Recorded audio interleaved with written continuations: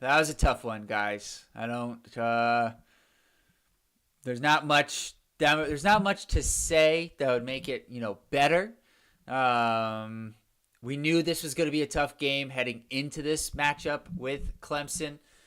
It was, a first half where Duke was just offensively amazing, but also so was Clemson. Outside of their turnovers, they were shooting well above 60% or around 60% from the field at the end of the first half.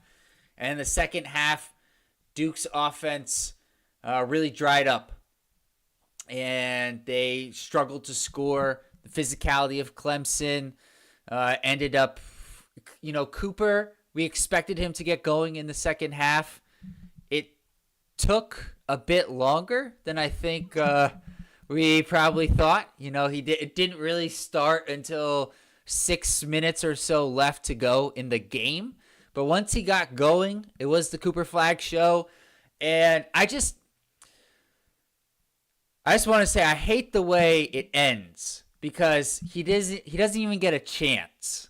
And if you go on Twitter, there's a lot of people out there saying, Cooper Flag chokes again in the last minutes. But this is a very different end game result than what happened with Kansas and Kentucky.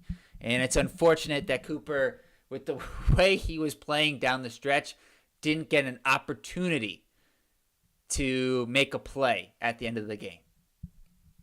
With those 14 points in the last 6 minutes, and we want him to have the ball, and he drives and he slips. And anybody that's out there that wants to say he blew it, his legs had cramped already. The floor was slippery. And so it was a bad break that his legs gave out from under him and he wasn't able to take a shot. And then we could talk about whether he blew it or he didn't. The conditions were such that he just couldn't. He could. There's always going to be haters, and haters hate, and they're really good at it. And it's just a shame that we couldn't. That we as Duke fans and Coop as he was tremendous down that 6 minute stretch. He was just phenomenal. And before we talk about, I guess, the results of the game, I also want to say Tyrese Proctor was just outstanding, especially in the first half plus 6 or so minutes into the second half offensively.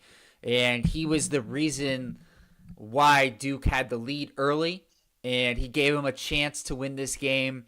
He finished with 23 points. He had 4 threes. He had 2 steals. He had a number of tough shots. He hit that 3 with about 5 minutes to go that had no business going in. I don't know how he made that one. He was just excellent today for Duke.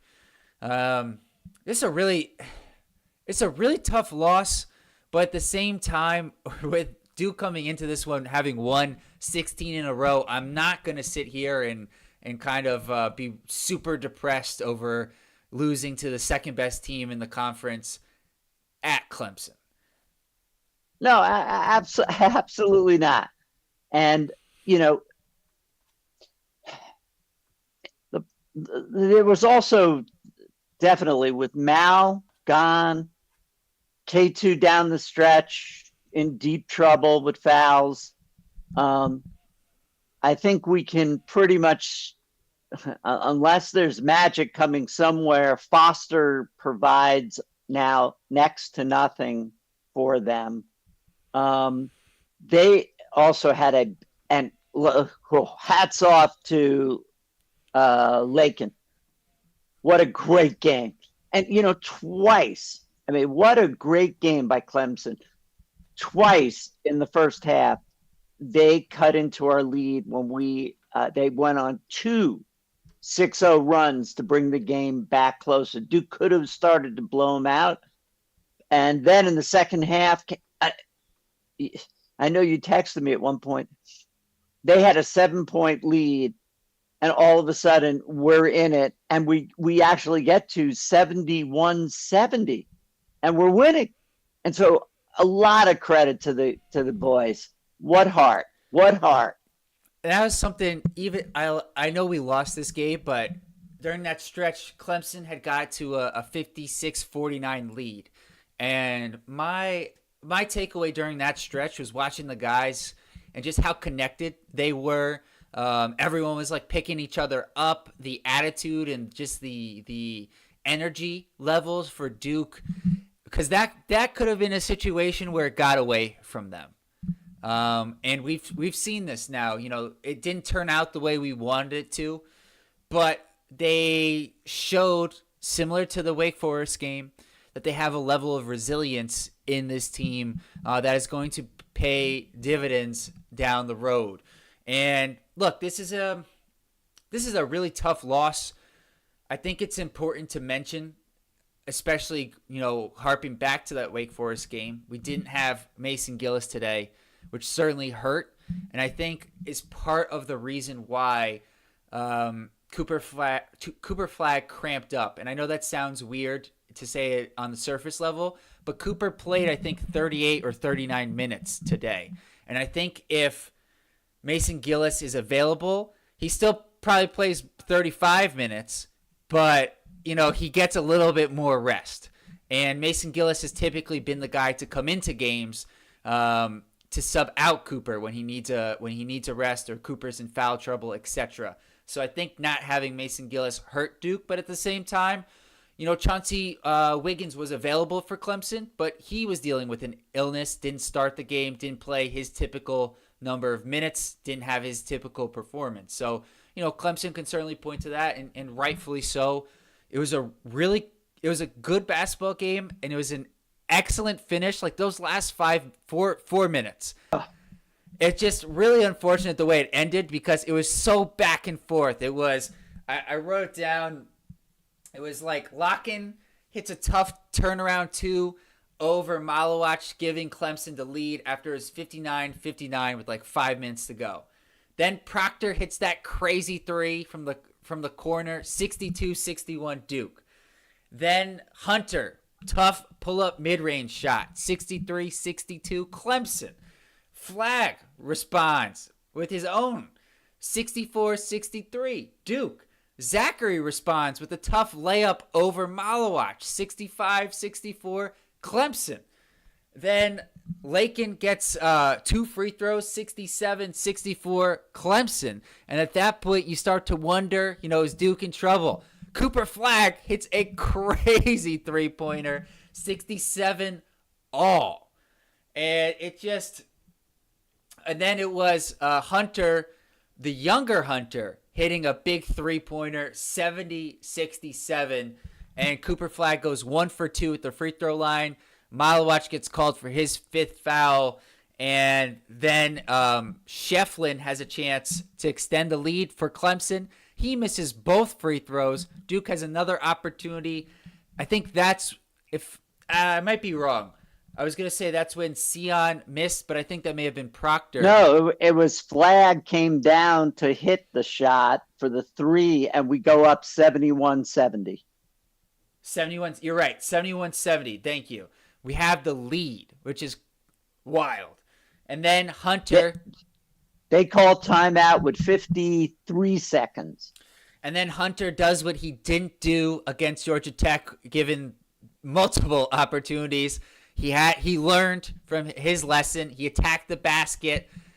And with Malawach out of the game, Duke doesn't have the rim protector, so he knew he would have a better shot at finishing. He does. That gave Clemson the lead, 72-71. And, you know, we all know what kind of happened after that. Duke had a number of opportunities. Sion James, I thought it was a it's tough to say whether that was a good take or not. You may want him to kind of get that ball back to Cooper Flagg, but I admire the aggressive take and the mentality by Sion James. It was, and speaking of Victor Lakin, who was certainly Clemson's best player, a really good block on Sion James. He just tipped it on the drive by Sion. which gave Clemson a chance to get more free throws, and they didn't. They still could have put Duke away, and they didn't. And then it turns out to be Cooper's slip that really ends the game. Yeah, Lakin down the stretch goes 1 for 2 again. He missed 3 out of 4 free throws. I think it was Shefflin who missed 2 free throws, and then Lakin 1 for 2. Regardless, they're up by 2, 21 seconds. They get the ball to Coop, and he slips. And I sorry, but I'm not just a Duke fan. I'm not just a wild Cooper Flag fan. But when he slips at that point, it's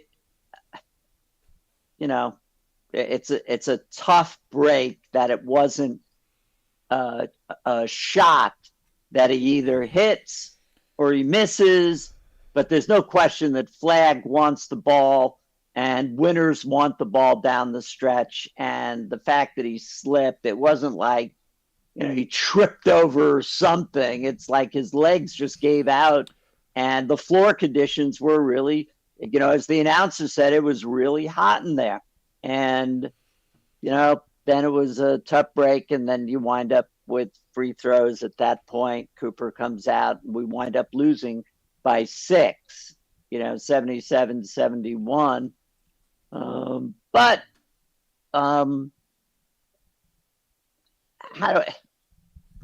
a tough loss, a good loss.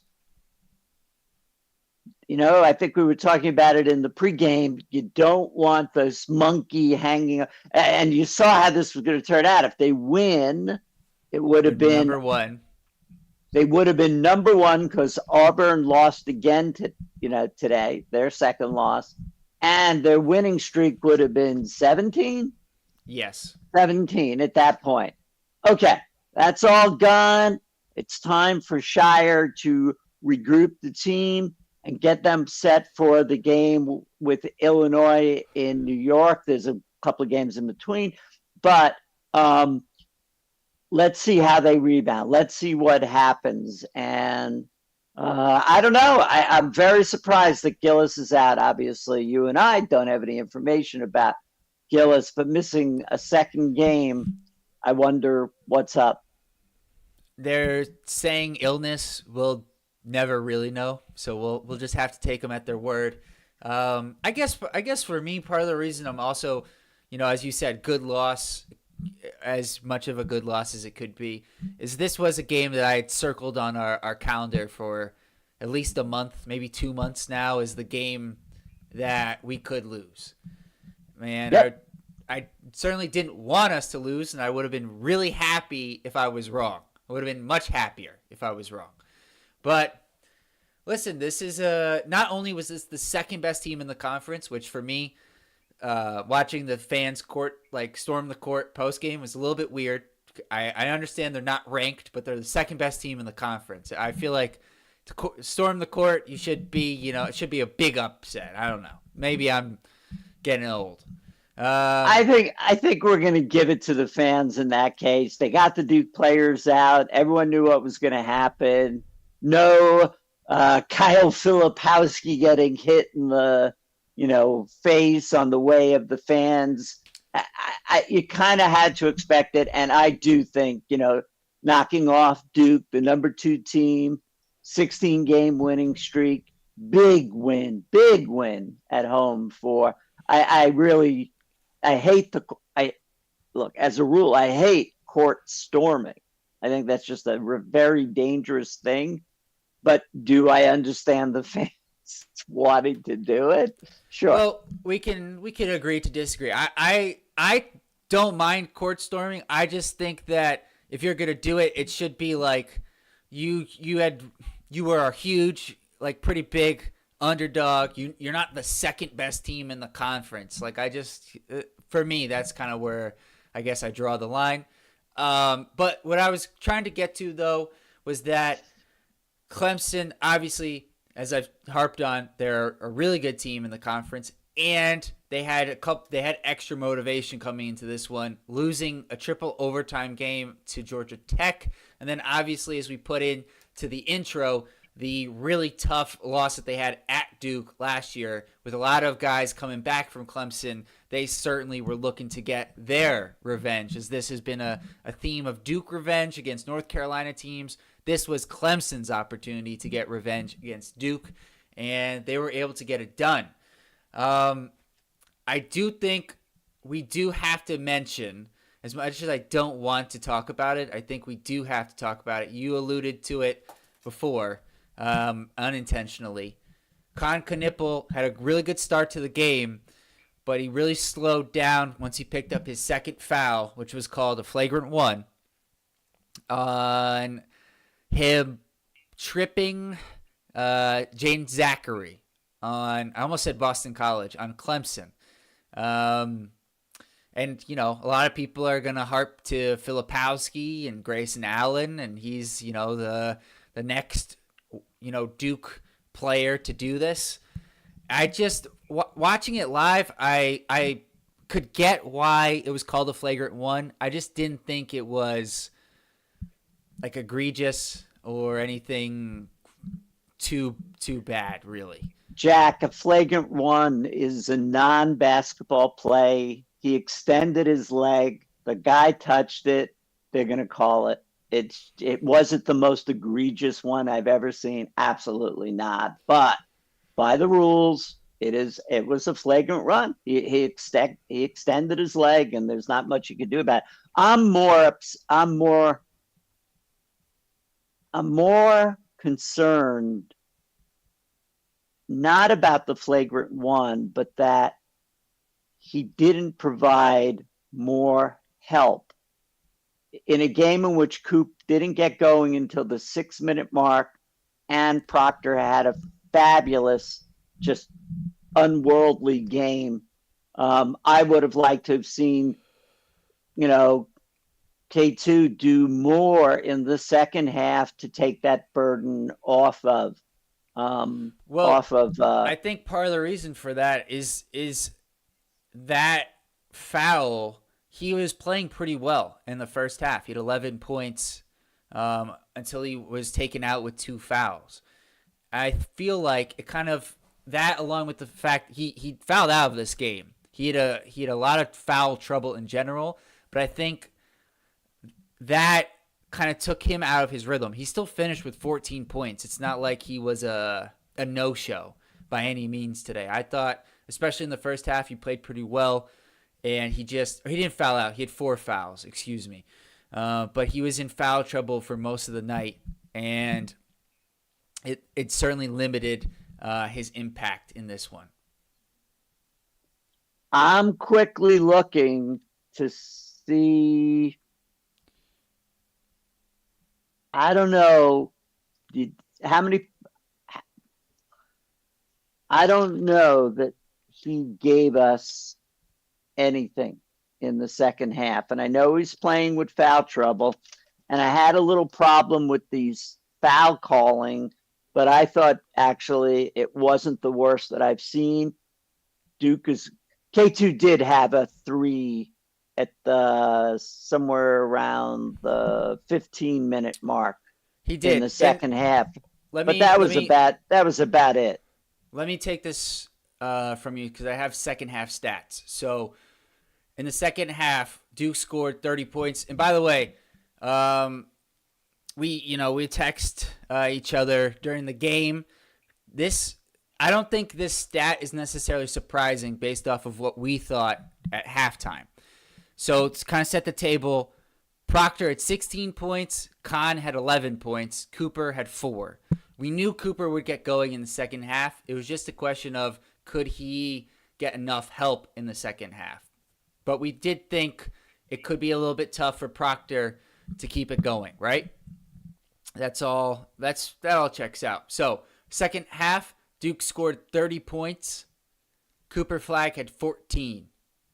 Tyrese Proctor had 7. Con Knippel had 3. Isaiah Evans had 3. Kamal Malwach had 2. Sion James had 1. That's it.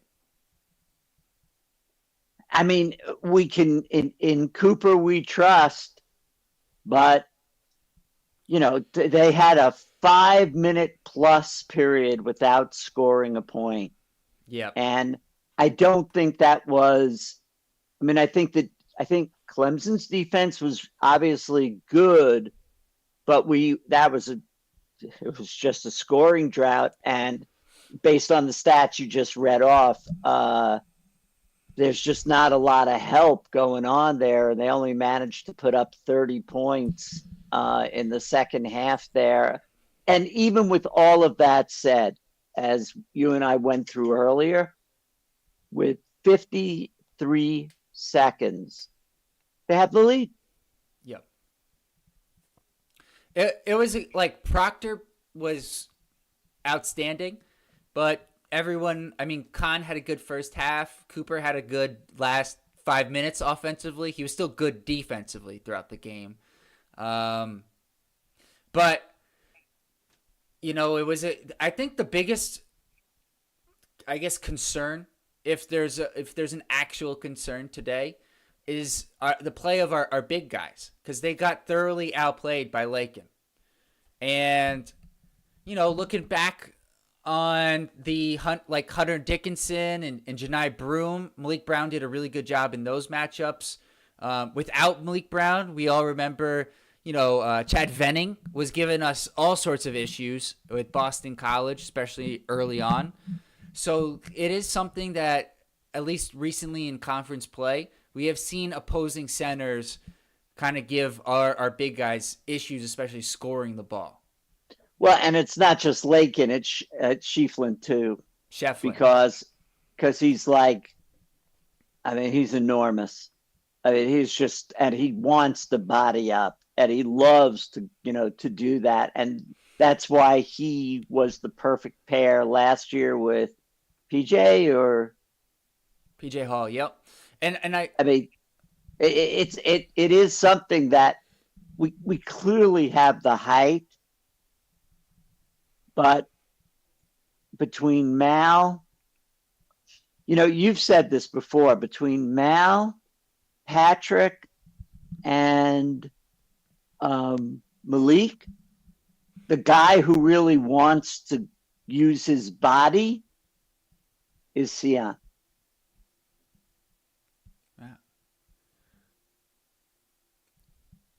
Matt, what are you saying there? Mal can be still out muscled. Patrick can be out muscled. Malik is great with deflections, but sometimes he just can't handle the load that is put on him. He has no problem bodying up. The best guy who actually is undersized is Sion James. Okay. Sion James will not back down to anyone. And I was going to add to your point, like, especially today. The one thing I did want to kind of clarify, though, was that a good amount of the times when Lakin scored, it was after they would run an action and he would be switched on to someone else, which Duke loves to do. They love to switch on defense, but today Lakin made them pay. And to add on to your point, while Malawach and Flagg certainly have like height, especially in a matchup where they're going up against a pair of seniors like this one in Clemson, they are losing in the strength department. And that, Shefflin he had a double-double today. We've talked a lot about Lakin because he was great. And that is the one thing that hurts about having freshmen. Even as talented as they are, you can't make up for 4 or 5 years of being in the weight room and your body developing. You just can't. So it is one area of concern, but it's not something that I think, I don't think that is necessarily the reason why Duke lost. I think it was one of the reasons. Oh, I disagree with you there on that one, Jack, because how many times did Lakin, with his size, just get underneath and on the offensive board, just swat it out to a teammate. I had it at least at 3, where I think you're confusing the two. You're probably talking about Shefflin, but continue. No, I'm talking about Lakin. I'm Yeah. absolutely talking about Lakin. At least 3 times did he take the ball and just swat it all the way out to one of the guards. And this is a case where our big guys, he shouldn't be in a position. I know he's a big guy, but if you're really bodying up on him, you can't lose sight of him. He shouldn't have that opportunity. Okay. The reason I said that is Lakin, most of his damage was scoring, which was the issue. He only had 4 rebounds. No, I that's what I'm saying. He wouldn't get credit for these on rebounds. All he did was he would go underneath and manage with his size to be able to swat the ball back up to close in between, the top of the key and half court when they were able to pick up the ball. And the stronger players would have pushed him further away from the basket. Oh, I get that. I guess what I'm maybe you're not quite getting is that if the tip goes directly to a Clemson player, which is what I think you're describing, the scorekeeper can give that rebound to the person who tipped it. So that's who knows? Who knows? Yeah, I think because look, Duke is now 20-3. We've had the same front court. We've played against Auburn, like Kansas. They did a pretty good job in that matchup. I think our front court for the most part has been a strength. And so that's kind of why I said I don't think that it's necessarily something that is going to be the reason why. I think there's a lot of other things that cost us in this game along with that factor in terms of being outmuscled in the paint. Because like Clemson shot 59% from the field. They shot 40% from 3, only 4 of 10, but they were 1 for 4 at halftime. So they were 3 for 6 in the second half. They didn't shoot a ton of threes. It was more so Duke just I didn't feel like they did a good job of being like aggressive defensively with their guards and making it difficult for Clemson to kind of get their offense going, which is something that Duke has done a really good job of overall. So how many points did Hunter finish with? Chase Hunter had 14 points on 5 of 8 shooting. So below his average. I got to give a lot of credit to you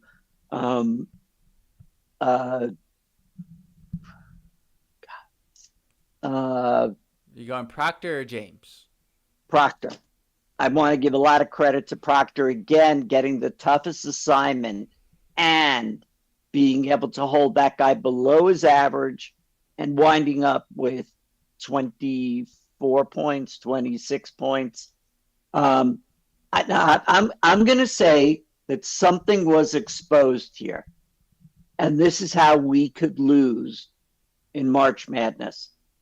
If we go up against a really big team, and if you want to go all the way back to Auburn, I'm going to say we won that game because Slim goes crazy in that first half with 6 of 8 from 3-point range.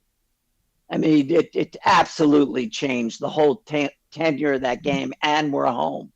So I think we've seen them. We've seen Coach Shire do this before. What he thought he needed strength on a matchup, he used Sion because he's just, a running back, and there's just no way to do this. And so Gangba's not going to provide that. He gets into foul trouble quickly. Mal gets tired out there, in which case Malik and he split the minutes.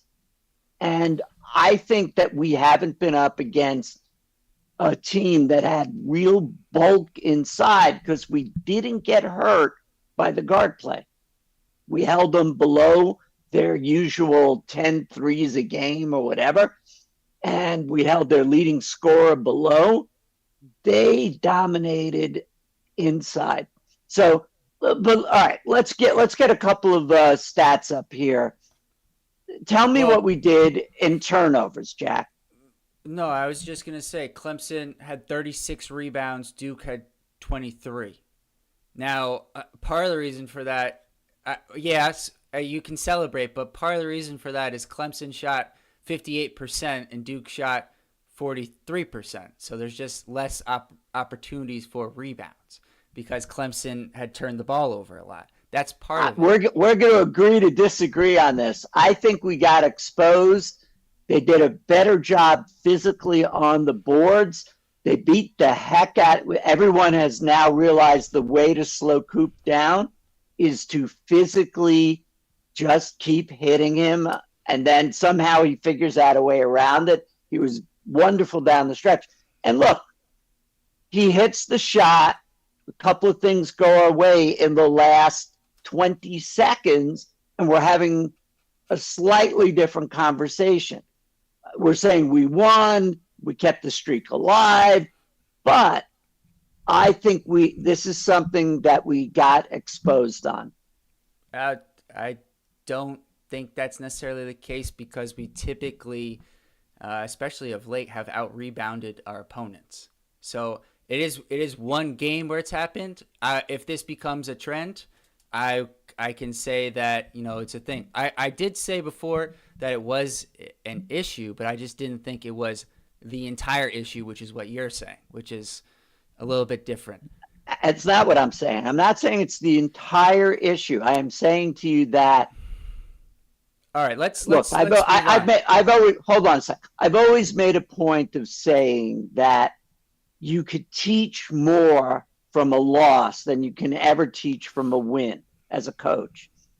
And when you gave me the stats regarding rebounding, there is going to be a lot of conversation about that aspect of our game, where we're going against a team that has height and weight.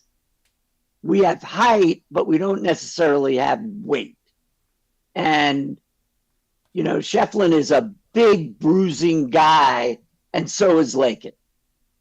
And I don't think we have had to face that against other ACC play. So not recently. Right. All right, take us wherever you want. So, we've already gone through the stats. There's no point to do that. Let me go through. It's a little bit tough to do it, but we're going to do it anyways. The medals for today. So, gold medal is certainly Tyrese Proctor. He was phenomenal. He's the only reason this was a close game, because if he had a regular performance, Clemson probably wins this by 10 or 15. But because he was outstanding, this came down to, the slip at the end of the game really is when this was decided. The silver medal, it took him a while to get going, but certainly Cooper Flack, because he just was 14 points in the last 6 minutes. So he was phenomenal. Down the stretch. Overall, it was a little bit of a rough game offensively for Cooper the first 34 minutes. But then he does what all great players do, which is that he's having a tough game. It's not going for him. The shot's not falling. But when the team needed it most, he was there. And completely. So give us, I know you say you did the stats, but what was his complete line? Let me just finish, and then we'll get to that. The bronze, I'm going to go. He didn't play today. Who didn't play today? You said LeBron's. Okay. I'm going to go with Sion James. He had 8 points, 5 assists, 3 rebounds. He was good defensively. He could have finished better. You could go with Conkanipple. He had a really good first half, but, to your point, he didn't have a good second half. on this one. Neither did Sion, really. I don't know. I guess you could go with Conca-Nipple. It was a tough game for guys outside of Cooper Flagg and Tyrese Proctor. And Conca-Nipple had a good first half, but he didn't show up really in the second half. Just a tough one. So Cooper Flagg, he had 18 points, 5 rebounds, 1 assist, 3 steals, and a block. In this one, 6 of 17 from the field, which was the real killer, which is why I will still contend that as much as you say we got exposed, Cooper Flagg has a few more shots go in. It's not quite the same sentiment, but I think we have moved on. So thanks for giving me the stats there. What was the critical stat for him? Was 1 assist. He normally, and that's why he did that's one of the things about his game today for 34 minutes that he was very so that's my second point, that he was uncharacteristically not helping the flow of the game that resulted in points. And so I also think, because you kept harping on we were just, basically bullied.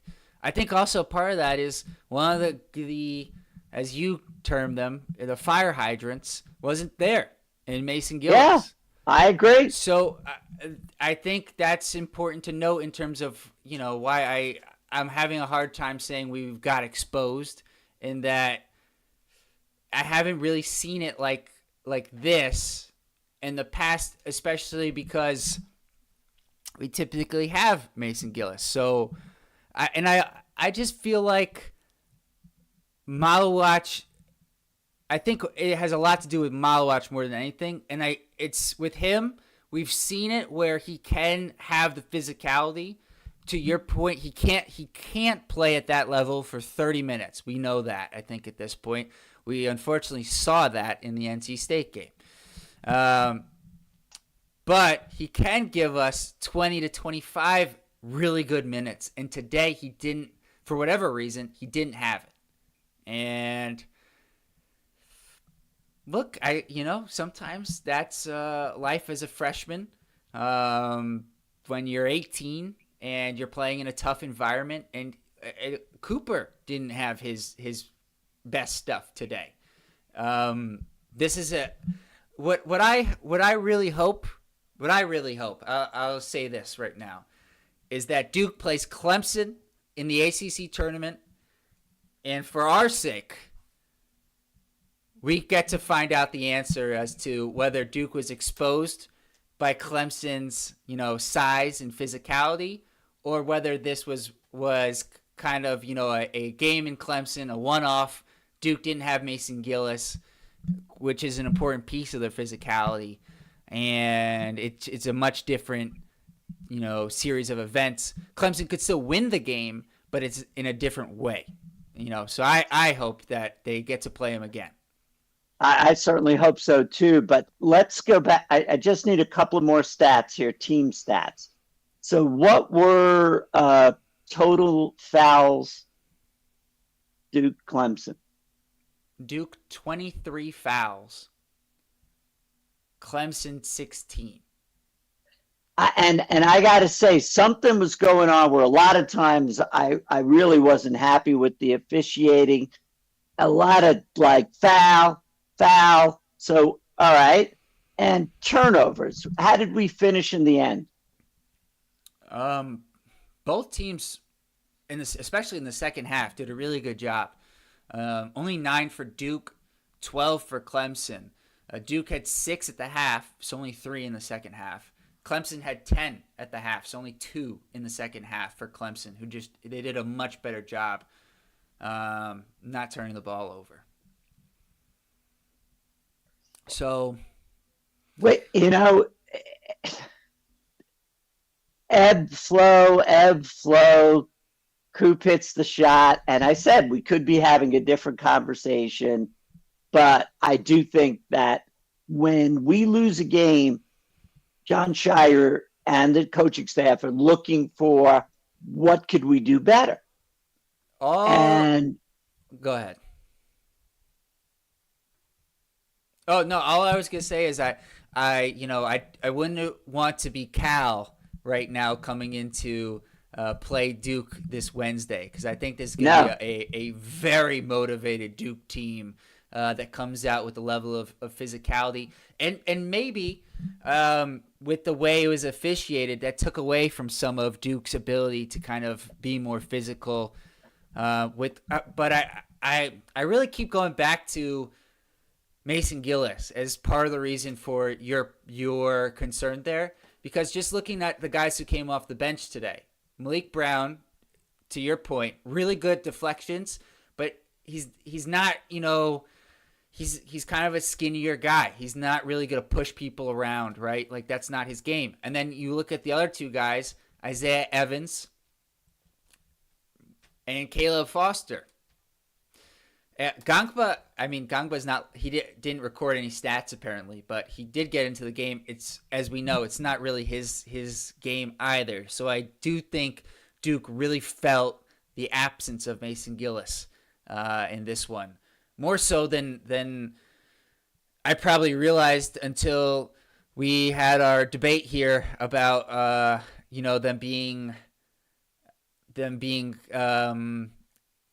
them having trouble with the rebounding of Clemson and the size. I think the more I think about it, that certainly was a bigger factor than I gave it credit.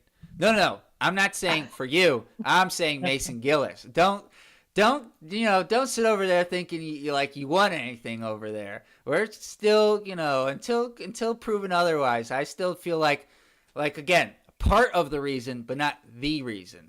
And we're on different sides of the spectrum. We do both feel that it was at least part of the reason. But if you're saying it was 80%, I'm saying it was 20%, and that's our divide right now. And I think that we've gotten to a good place. Hopefully, we didn't turn away too much of our audience. Let's check out the chat. All right, Pay the Piper. Pay the Piper says, evening, wanted Duke to win this game, but Duke needed to lose to better prepare for the national tournament. That's what you were saying, JD. Too many easy buckets, misses in the paint. I agree. That's one of my reasons. Probably give that 15 to 20%.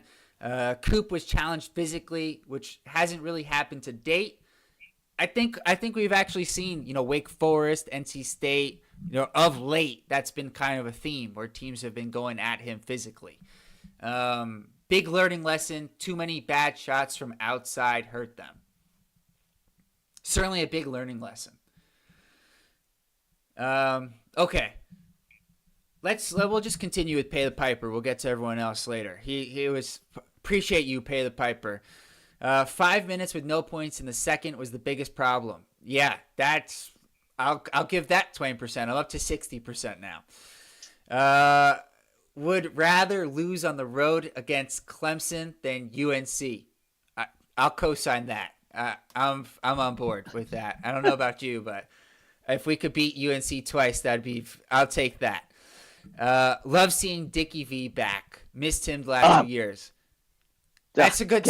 Let's stop right there. Can I go off there? Can I go off there? Wait. Before you go off, let me get 15 seconds, then you can go for 3 minutes, okay? I just want to say, you spend enough time with Dickie V. I just want to say, for me, as somebody who typically doesn't like the commentators outside of the two guys who Dickie V was with today and a few others, it was really a breath of fresh air to have Dickie V on the broadcast. That's it. Absolutely.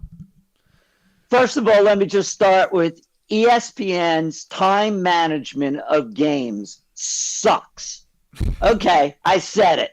And, the fact that we have had to watch golf and then they changed the starting time for this just so that this wouldn't happen. I didn't get into the game until, let's see. It was trying to see from my notes. It was like 15:55 is when I get onto the game. So I lose the first segment plus. And, and this was supposed to be because Luka was going to be playing in this game. And yes, the game between the Lakers and Indianapolis and the Pacers got closer at the end. But okay, why did that matter to me? Because Dickie V was coming back. And I am such a fan of his. And I thought there were some magical moments there. Your point that his analysis was crisp and that, it was like he wasn't away from the game. Having Dave O'Brien on one side of him and Corey Alexander on the other. And I think they truly relished the moment of being able to sit there with Dickie V. Dickie V is a true legend of college basketball. Everybody's got their haters. I think he injected so much love into this game in terms of, his expressions, his announcing, his enthusiasm. And I thought he came back and he had opinions on the NIL, on the portal, on how many times the refs go to the clock to review something. Dickie V had a great game, and I'm so happy he was back. I think my favorite part, and I'm glad that Pay the Piper mentioned Dickie V because I would have forgot about this, was shout out. No. There's a very specific thing I wanted to say. Shout out Christian Reeves, who unfortunately had some good minutes against Duke. Good for him. And there was a stretch where he had like a bucket. He had a few like offensive rebounds. He scored on a mismatch over Proctor. And Dickie V goes, as they were going to break, he said, "Hey, Proctor, remember me? I used to play at Duke." And it just made me laugh because you don't get that kind of like realism from broadcasters. Like other people may not have loved him, but rest in peace to the great Bill Walton, who he would go on these ridiculous tangents when he was calling the old Pac-12 games. But to me, it made it a lot of fun. And it's so, it's nice it was great to have Dickie V back. I'm sure I think we all know he's a little bit of a Duke homer, and certainly part of that is because of his connection with Coach K due to their mutual friend, Jimmy Valvano.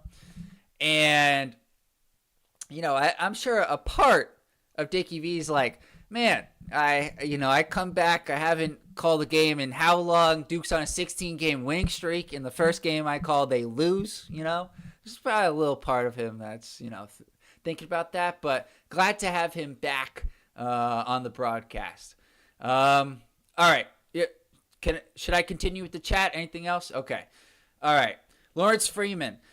Well, 19-1 would still be a record. Tough loss. We'll be all right. That's exactly how I feel. Brian 74081. Clemson definitely has some shooters. Interesting. I mean, it was more, I'll give you this. It wasn't the shooting, certainly the guys inside that were the difference today. More so than the shooting overall.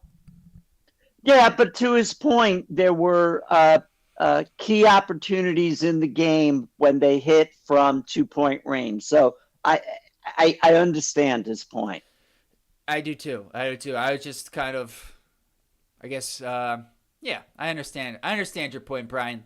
Jack, inside of the 3-point line, they shot 60%. So, it's a very valid point that, they were able to score when they needed to. And I guess for me also, part of the reason why I'm not so concerned about it is I watched the game against Georgia Tech. These guys did not play it. The truth is somewhere in the middle, right? So like the way they played against Georgia Tech was well below what they played today, and the way they played today was well above what they typically play. But that's kind of typical for Duke's opponents against Duke. And so I kind of figured it's interesting because in the game against Georgia Tech, Clemson really struggled from 2-point range, and a lot of their points were from 3. So I kind of felt like law of averages they would shoot better, but not quite this So well. so here's how I look at it. I look at it as, where, because of the team that Coach Shire put together here, we have our expectations are at least the Final Four. We think we're going to be a number 1 seed. We'll make it to the Final Four. March Madness, I've always told you, my feeling is it's a 6-game winning streak.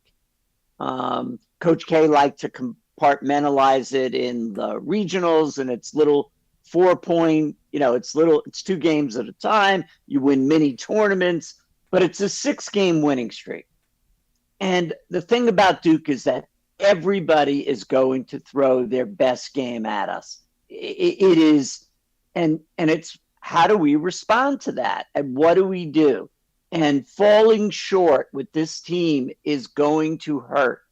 It will hurt the way that the Zion, RJ, Cam Reddish loses to Michigan State. I finally think I got it right, and not Kansas.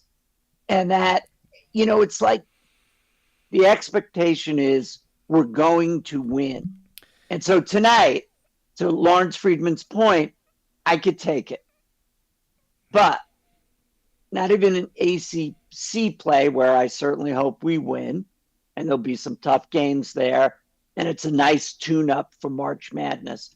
But March Madness, at least, I think our expectations are it's a deep run, and these games are going to be what happens in the final 2 minutes.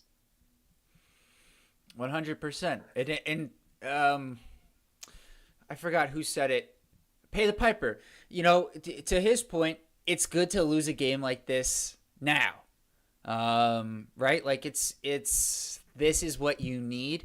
It had been I guess in some ways it had been a while, but we did have in different degrees, surprisingly close games with NC State, and I would argue the Wake Forest game I kind of thought would be a close game, but the way it happened was certainly a big surprise. Duke was up big, then the huge run by Wake Forest, and Duke has to respond. So it's really good to get this type of situation as opposed to, okay, Duke's playing, I don't know, Miami. They're up by 20 at the half. How much do you really learn? How much do you really get better? And so I think to a lot of the guys' comments today, this is going to be a good thing overall for Duke, as much as it hurts to lose this game. Look, to their point, our the people that are commenting to your point, we go down 7. How do we respond? We're up by 1 with 52 seconds left, and we're in a really good place with 21 seconds left, and Cooper has the ball, but he slips. That's clearly what you want to see at the end of the game. That are we in the game?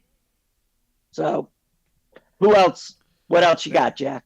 We've got a few more. Pay the piper. Duke is still winning the ACC regular season and ACC tournament. No doubt or worries here. The only thing I'll say to that is I would kind of wonder if losing an ACC tournament wouldn't be the worst for Duke, just in the sense that if Duke were to win the ACC tournament, it would be not to the degree as it would be if Duke would have won out, with their 16-game winning streak plus 10 more plus the ACC tournament would be kind of ridiculous, but they would still be on a double-digit winning streak going into the NCAA tournament, which just is that little extra pressure that, gives your team. So I'm kind of in the camp of like a late, maybe like a late season loss, not North Carolina, but a game like before that, or ACC tournament wouldn't be the worst. It's a weird thing to say as a fan, but it's kind of one of those things you say as a fan, I guess. Malawach needs to contribute more than 3 points. Underperformed, in my opinion. Also, pay the piper. Agreed. He had a stretch middle of the season where it seemed like he was really ascending. In the past handful of games, haven't been the best from Mal. So hopefully we can get him going again and playing some of his best basketball. One of those things where if he doesn't foul out, that drive by Chase Hunter at the end of the game isn't so accessible because Malawach is at the rim. So it's something that he's got to work on. He's more so than the conditioning, because it's kind of tough for that to improve. It's just staying out of foul trouble is going to be important. But he fouled out. Malik Brown had 4 fouls. It was a tough night for the bigs. Pay the piper. Hit that like button, comment, and subscribe and share. I love it. I love the energy. Everybody, make sure to hit that like button. Brody Swing. Clemson played their best game tonight and won't play that well again the rest of the season. I agree. This was the best I've seen them play. They are a good team, but they played well beyond their abilities tonight. Duke's bounce back will be scary. Completely agree. Again, I feel really bad for Cal. They thought they were coming in to play Duke on probably like a 17-game winning streak, and maybe they could surprise them. They're going to be awake from the tip. I think this could be a tough game for Cal.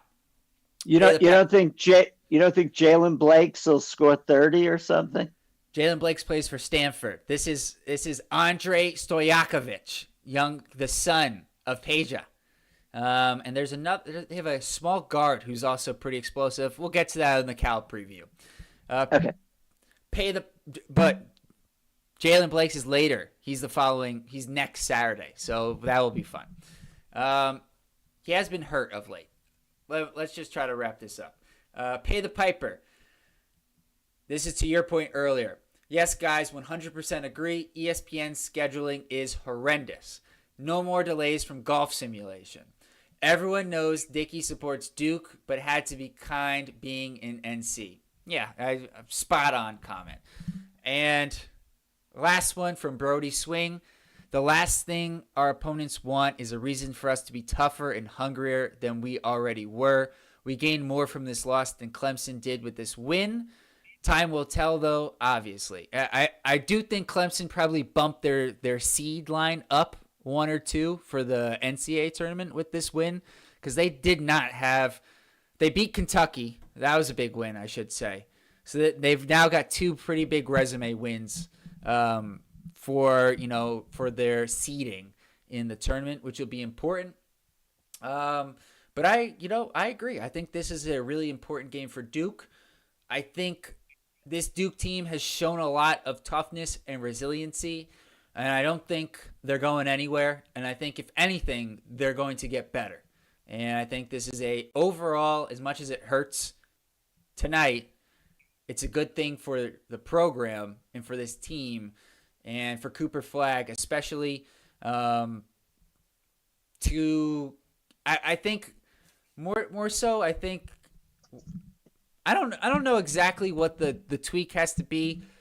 We know what you think it has to be, JD. I'm not 100% sure what it specifically needs to be, but they'll be better. I'm not worried about them, and the only people I'm worried about are Cal, and I'll leave it at that.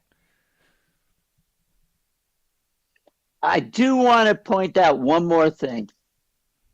I had this game at 75-72 Duke, and the final score was 77-71, 148 total points, and I said 147 total points. And I had it as a 3-point spread, and I was almost looking right for a little bit there. So I know that, that's why we encourage our listeners to throw in what they think the score of the game will be. All right, well, you won. How about that? No one was closer than you. The only other person was Ed Sessoms this week, so I know I was a little bit below your number. I had it 72-68. So pay the piper. Great post game, guys, after a tough loss. Cheers and good night. Good night to you, Pay the Piper. We'll see you guys Monday for the Cal preview. That should be a beatdown.